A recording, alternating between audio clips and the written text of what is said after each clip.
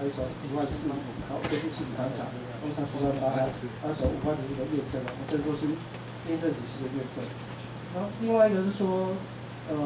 这个是公司制度面的一个验证体系。那另外是说产品面的，就比如说我们有产品通过那个金融的认证啊，或者是那个马来西亚的 MS 验证，还有欧盟的 C 验证，然后新加坡有 BC 验证，然后台湾的政府标记。那甚至比如说用钢水银的那个船型哈，我们通过 NK 是日本 NK， 然后台湾的西亚经过然后美国的 ABS， 还有挪威的 DNV 这些船型验证。那另外我们公司除了这些体制面、体系面的啊，或是产品面之外，我们还有去参与一些就现在很多一些 CSR， 就是企业对社会的一个责任，还有就是工贸总局对于那个供应链的一个验证，就是 LE 的验证，这是我们公司的一些具体的成果。那这些系统验证和产品验证能帮助公司产品的销售。那举例来说，比如说健康的大概4.1万吨这是做荣誉的，就是能立足日本才立足其他国家，所以这个一个荣誉性的。那另外，马来西亚认证我们可以增加1年将近20万吨的产量，那现在我们可以增加到1点多万吨的产量，或者是销售量。那在其他的荣誉事件的话，就是去年很容易得到第10届全国标准化奖或是标准化奖。那另外在其他部分，比如说公共整会有经过奖，那我们在2006年也得到经过奖的公益部分。然后其他比如说比较属于民间协会的，我们的产品得到那个科技管理协会的科技管理奖。那另外比如说 LE 啊，或者是 CS 啊，或者是那个 ISO 5000的50001的一些部分，都有得到相关协会的肯定。那另外在国际上的协会，比如说那个就是世界钢铁协会，它有举办一个虚拟炼钢的挑战赛啊。那我们跟中刚好组一个团队，就3个人团队，在2019年得到那个团队奖的第1名的，这个是一个不错的荣誉。那再来除了刚刚标准化的一些比较基层或者比较产品之外，这个标准化奖要求都会举证一些创新啊，或者财务面的东西，那我简单的用2个例子来说明。那创新面的话比如说我们公司的钢品是型钢、载板还有热钢品那这些其实是销售世界各地的。但是销售世界各地其实需要产品的验证，刚刚也简单说明。那在推动验证的过程中，我们会发现说，其实我们产品还是有一些特性不够好，比如说物理性、强度啊，或是敏感性还是不够。那我们就会去促进内部的改善，公司的一些技术的提升、品质的提升。那提升之后，慢慢的我们就让我们自己对钢铁的品质，或是说特性上就有更大的进步。然后更大的进步之后，其实我们后来比如说去开发其他更有特色的产品的时候，比如说耐震用钢，我们就发现说，我们其实可以把钢品的品质或是特性做得更好，它的吸震能力啊，或者说它破坏的敏感性，它可以比之前更优越。所以比如说我们在2年内就生产出了30万公吨的耐震钢材，那这个可以使用于国内的大大小小的建筑物大概约上1000万到3000吨这样，然后这个可以帮公司产生61个厂，所以这个能有这样的一个机会其实最开始是从为了通过我们的产品验证开始的。另外一个是说要解释财务面的一些状况那我们公司在去年2月的时候2节扩进完成那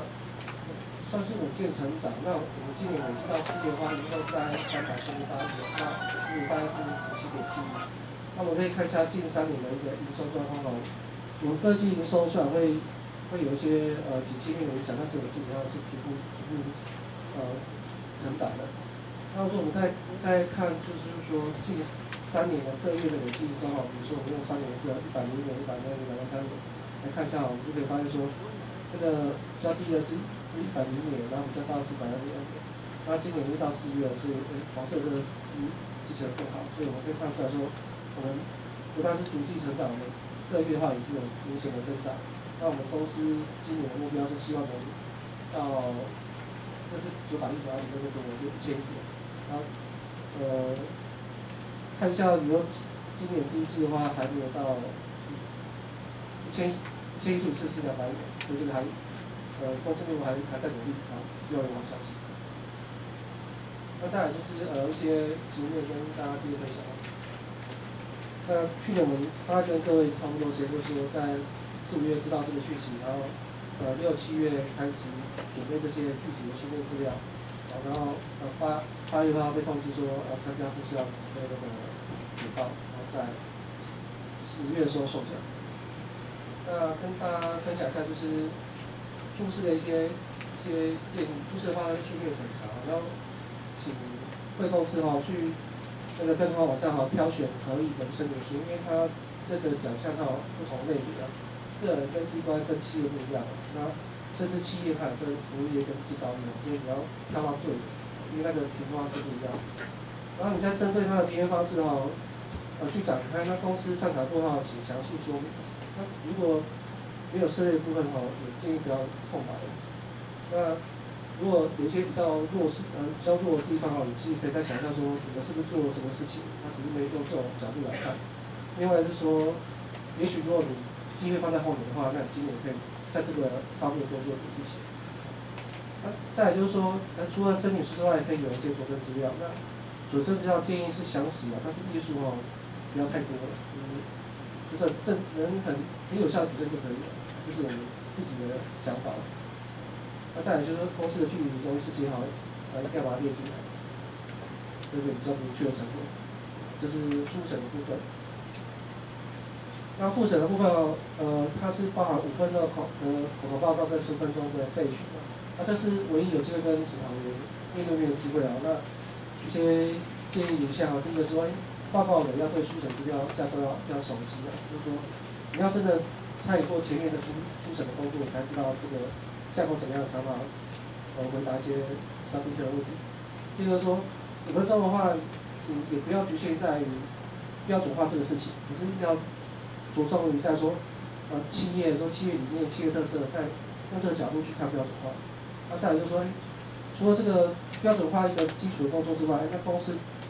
在国家或社会责任上有付出哪些心力也可以说明。然后另外是说，除了标准化，除了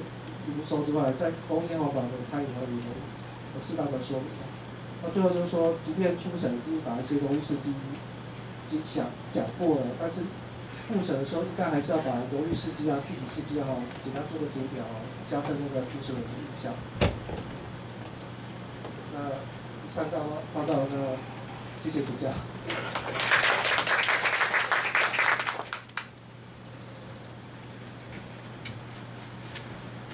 好，谢谢林工程师这一个很完整跟无私的分享那刚刚他也提到一些准备的诀窍，我相信这边会对大家有点帮助。我就简单补充一点点的东西，就是刚刚所说到这个复审简报会议的时间，因为我们原本过去是5分钟的简报加15分钟的 Q&A 时间，这个确实蛮多参赛的这个不管是机关团体，都会觉得有点太赶，所以我们今年度应该会调整为简报时间8分钟 ，Q&A 时间12分钟。那原则上还是用20分钟的时间来做说明。那希望说这个入围的个人还是公司团体，都能够有更完整的时间来描述。那这个是今年度有一部分的改变。那我们再次感谢我们的工程师。那接下去呢，下一个是我们去年度这个团体标准化奖唯一的得奖单位——劳务训处。那他们是在这个法规资料库的部分来获得我们今年这个奖项。我们欢迎陈科长。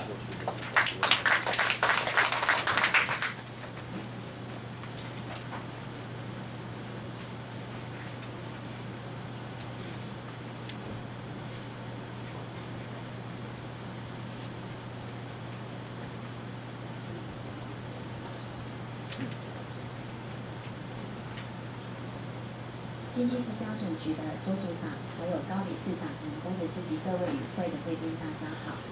我是法务资讯处陈淑慧。那今天很荣幸能够代表我们法务资讯处，然后受邀来参加这样一个推广说明会。那其实去年呢，是我们法务资讯处第一次参加全国标准化奖的甄选，那也很荣幸能够荣获团体标准化奖的一个肯定。那我们在法务在参与去年的全国标准化奖的部分，我们参与的就是推动的主题就是订定及推动法规讯息交换标准及全国法规作业规范。那相信与会的朋友应该都知道，其实法规的部分就是我们法务部的主责的业务。可是呢，我们在推动这样一个主责业务里面，我们法务资讯处其实有一个很具官方代表性的法规资料库，就是全国法规资料库。那相信与会的朋友应该都有听过或使用过这样一个法规资料库。那今天其实很荣幸受邀，是因为我们可以就是在标准化推动过程中，也让各位与会的朋友知道说，其实我们法务在推动全国法规资料库这样一个作业上，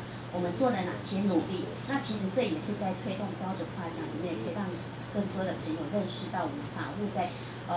法规资料库这样一个领域里面，我们所的推动的过程其实并不是一触可成的。我们也历经了大概16年，才有今天这样一个成果。那今天就是跟与会的朋友分享我们这样一个推动的标准化的成果。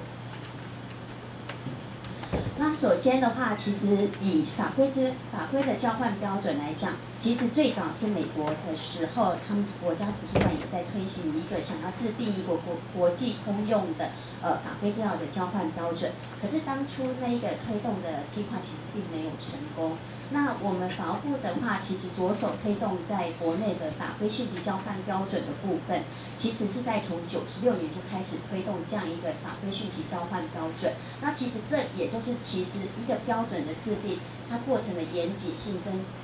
筹备的完备性，其实就可以从这边来让评审委员看到说，我们要怎么样去制定一个标准。那我们法务在制定这样一个标准的过程中，我们做出了哪些努力？首先就是我们先草拟了就是法规讯息交换的标准，我们邀集了相关的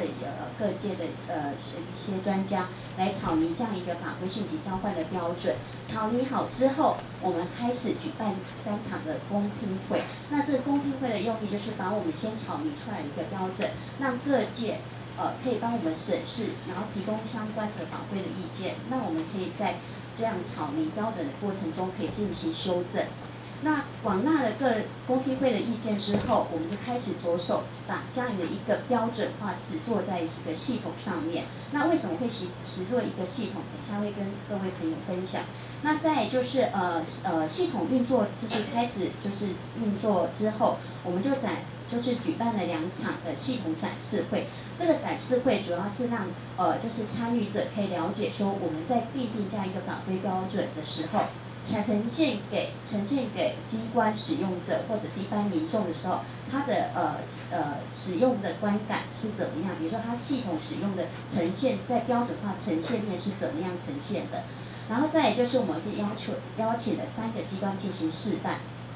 因为一个系统刚运作完成之后，要了解这个系统的优劣，最容易的方式就是邀请机关来参与我们的示范。那在示范的过程中，一定会有一些修正的意见。那这些修正意见其实可以作为我们这个标准跟系统改善的依据。那改善之后，我们就开始举办了3场的推广的说明会。那借由推广的说明会，就跟今天全国标准化奖的推广说明会是一样的，就是广邀各界，希望就是各个机关能够来参与我们这样一个标准化推动的过程。所以这是我们在一开始制定法规讯息交换标准上的努力的成果。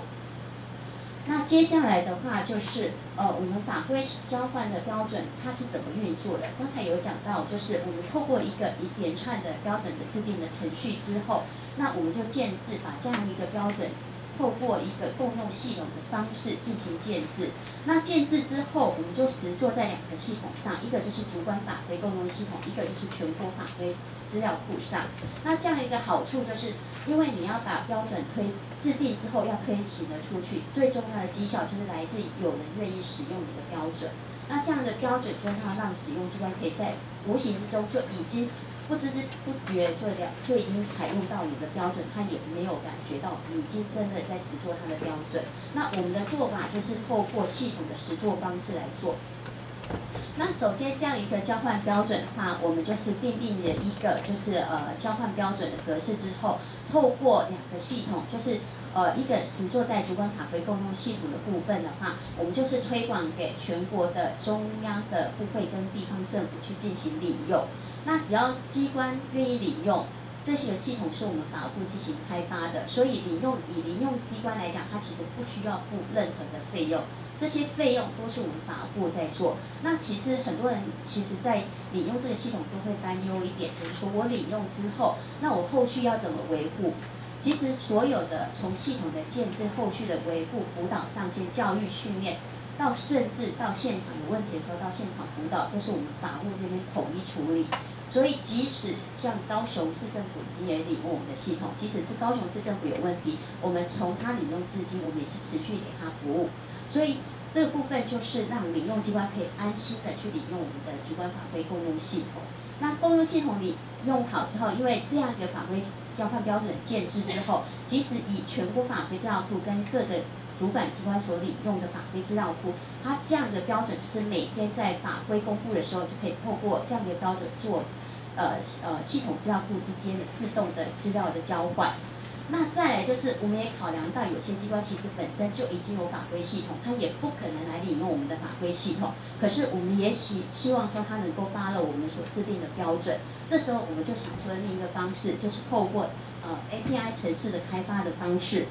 然后针对已经自建法规系统的部分，也就是没有办法领用我们的机关的部分，我们给他一个 API 的标准间接的程式，让他去呼叫这一个标准程式之后，他也能够实作在这样一个标准交换。那这样的好处就是说，只要他愿意 follow 这个标准，我们法务部全国法规资料库每天所公布的法规资料都可以自动把这些法规资料交换到那个发布机关。所以发布机关来讲，第一个，它的作业程序是就是简化它的作业程序，所有的作业流程都简化了。那对他们来讲，他们有好处，他们就愿意来使用。所以我觉得标准的推动过程最重要就是你要让接受标准觉得你的东西是对他有好的，那有好了之后，他才愿意去帮你采用这样一个标准。那这个是我们整个法规信息交换标准的运作的架构。那其实我简单的讲一下，就是说，其实一般民众或者是各位与会朋友看到的都是我们全国法规资料库的入口网站。那这入口网站每天都有最及时的法规发布的讯息。那这样的一个机制是怎么运作？就是 follow 在我们所制定的法规交换标准上。那每个机关的承办人员，他只要有法规发布的话，他一定会刊登行政院的公报。那公报的部分，我们也跟公报透过法规信息交换标准进行每天的资料间接的交换。所以以前的话，主管法规的，就是各个机关法规承办人员必须逐笔通报，然后同时有法规要发布，也要刊登行政院公报。可是这样一个机制建立起来之后，其实以主管法规，就是各机关的法规窗口来讲，他只要负责一件工作，就是刊登公报。因为刊登公报之后，这些资料我们就会自动提供，就是跟我们全国法规信息通报系统进行交换，所以它就会省略到这一个每天很庞杂的通报的工作。那再来就是这样一个流程简化之后，还有一个好处就是说，我们全国法规资料库接收到之后，我们会把这个资料回馈到他们原先各个机关的法规系统，让他们也可以完备他们自己的法规资料库里面的法规资料。所以这样的话，其实它并不只有在以前的通报作业流程省略了，它后续的整个主管法规就是各机关主管法规的资料的维护跟系统维护也都简略了，所以这样子一个效率才能够带出我们这样子一个推动的成果。那再来就是我们在奠定跟推动法规交换标准之后，我们整体的实施效益，其实以整个35个中央部会跟22个县市政府，我们整个法规讯息交换标准目前实作的绩效已经达到76%。那这包含的就是39个机关是领用，4个机关是透过就是间接的方式来处理。所以这部分就是我们在推动我们的讯息交换标准上所呈现的一个努力的成果。那整体的这样一个运作下来之后，从96年制定至今，那我们整个的话，我们最重要目前所得到的一个最大的效益，就是我们建立了我国的法规的交换标准，然后便利了各个部会之中法规的交换跟运用。那刚才通过流程，我相信各位朋友都知道为什么我们能够达到这样一个效益。然后再来就是最大好处就是避免各个机关重复开发法规系统。那因为主要是因为以前每个机关都必须要求要建制自己机关的法规网站，那这样子一个建制的方式，第一个每个机关都要编列经费去建制法规的网站，还要进行后续的系统跟资料的维护。那这样的一个作业之下，其实对机关来讲是一个经费的支出跟能力的耗费。可是对民众来讲，民众必须要到每个机关的法规网站，他都必须要重新熟悉一次那个机关法规网站的操作方式。那透过我们的主管法规共用系统提供给各机关领用之后，那对民众来讲，它最大的好处就是，他不论他到我们所领用机关的法规资料库，他所使用的操作界面都是一致的。那这样一致的话，其实民众可以简略掉就是在搜寻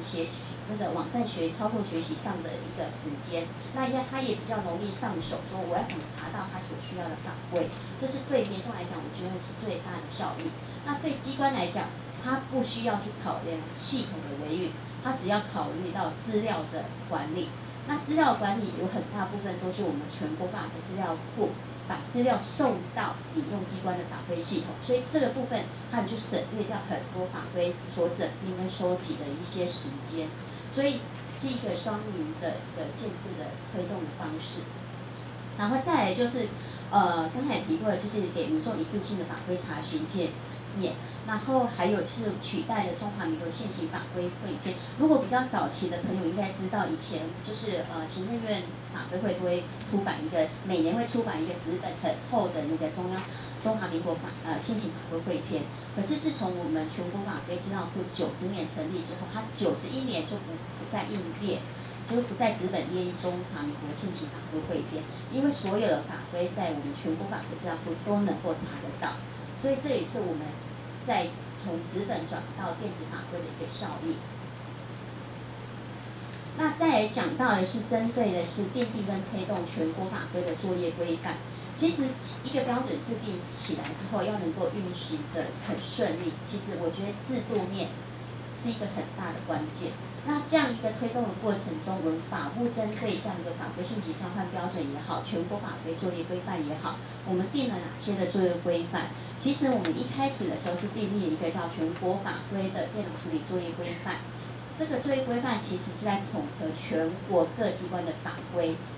这就是我们全国法规资料库成立的最大的宗旨，就是如何把全国各机关的法规统合到全国法规资料库，所以我们就订定了一个全国法规资料库的处理作业规范。那再来就是刚才提到了，我们订立一个法规讯息的交换标准，成为各个机关遵循的一个交换的依据。那再来就是法规名称意义的统一标准表。这为什么主要是因为其实以中文来讲，其实大家都知道那个中文的意思是什么。可是以音译法规要音译成英文这件事，其实就音译的应该讲说音译的方式就五花八门。那这部分的话，其实会让一些外国朋友在查阅我们国的法规的时候，他针对同一个中文，他所音译出来的英文，其实它会有不同的解读。因为我们提供的英文版本就不太一样，用词的部分就不一样，所以这边的话，我们就针对一些比较常用的音译的部分去制定一个统一的音译标准，让外国的朋友在观看我国的法规的时候，都可以比较一致性的去查阅我们的法规音译的内容。那再也就是订立一个全国法规音译的作业规范，这部分主要是因为我们配合就是行政院营造音译的作业环境的一个要求，所以这部分我们订定了一个全国法规的音译作业规范。那音译作业规范的话，就是要求各个机关针对法规有哪些，只要有涉及外国的机构团体的法规，它就必须要进行音译的动作。那这个音译法规就是在发布之后，其实我们在前年7月的时候，我们的音译作业规范有修订。